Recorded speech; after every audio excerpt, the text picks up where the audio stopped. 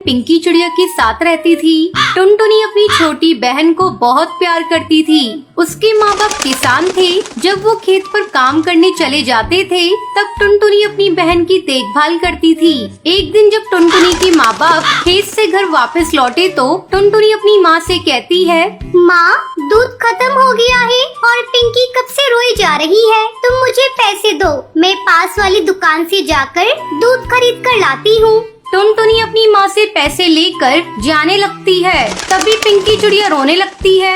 अरे टुनटुनी चिड़िया, इसे भी अपने साथ लेती जा, थोड़ा ये भी बाहर घूम लेगी। अच्छा माँ, मैं पिंकी को भी अपने साथ ले जाती हूँ।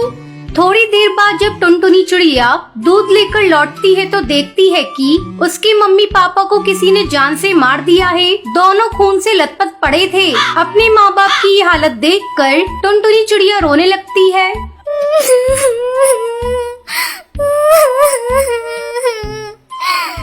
माँ, पिताजी, आपकी ये हालत किसने कर दी? उठो ना, ये देखो, मैं पिंकी चिड़िया के लिए दूध लेकर आ गई। टुनटुनी चिड़िया के रोने की आवाज सुनकर हरी काकी वहाँ आती है। हरी काकी, देखो ना, मेरे मम्मी पापा को किसी ने बड़ी बेरहमी से मार दिया। आपने किसी को मेरे घर आते देखा था? नहीं टुनटुनी चिड़िया, मैंने किसी को तेरे घर आते नहीं देखा। लेकिन तू कहाँ थी?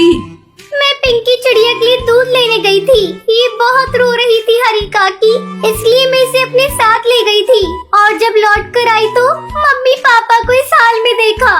मत रो टुनटुनी चिड़िया, अगर तू इस तरह हिम्मत हारेगी तो तेरी बहन को कौन देखेगा? हम सब तेरे साथ हैं। टुनटुनी चिड़िया, अगर किसी बात की जरूरत हो तो हमसे कहना। इस तरह कई दिन गुजर जाते हैं। घर में रखा सारा अनाज भी खत्म हो चुका था। खेत में लगी हुई फसल भी बिना देखभाल के सूख चुकी थी। एक दिन टुनटुनी चिड़िया अपने खेत पर जाती है और खेत में लगी हुई फसल सूखी देखकर रोने लगती है। क्या करूं? घर में अनाज का एक भी दाना नहीं है और माँ पिताजी ने जो फसल लगाई थी वो भी सूख चुकी है। अब दोबारा से खेत में फसल उगानी होगी। टुनटुनी चिड़िया 2 दिनों तक लगातार खेत की सफाई करती है। चलो, अब खेत की सफाई हो गई, अब इसमें कुछ बीज लाकर बिखेर देती हूँ। टुनटुनी चिड़िया अपने घर जाती है। तभी रास्ते में उसे बंटी कबूतर मिलता है। बंटी कबूतर टुनटुनी चिड़िया का बहुत अच्छा दोस्त होता है। वो टुनटुनी से कहता है, अरे टुनटुनी चिड़िया, ऐसे उदास होकर तुम कहाँ जा रही हो? मुझे अपनी परेशानी बताओ।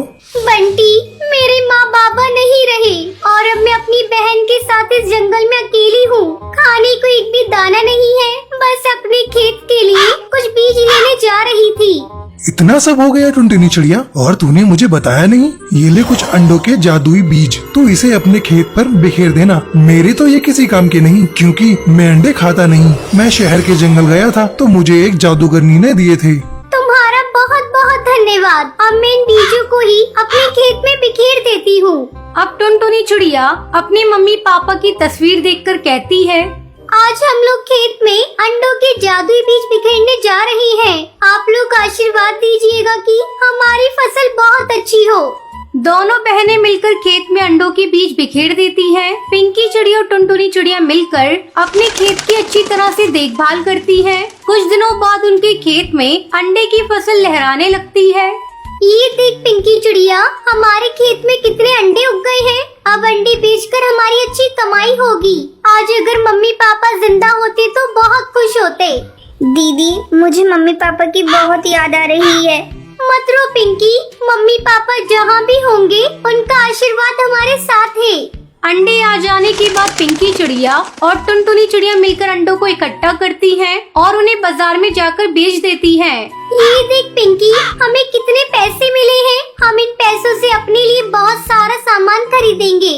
फिर दोनों बहनें मिलकर बहुत सारा सामान खरीदती हैं और खुशी खुशी अपने घर लौटती हैं। दीदी, मुझे बहुत तेज भूख लग रही है, जल्दी से कुछ खाने को बना दो।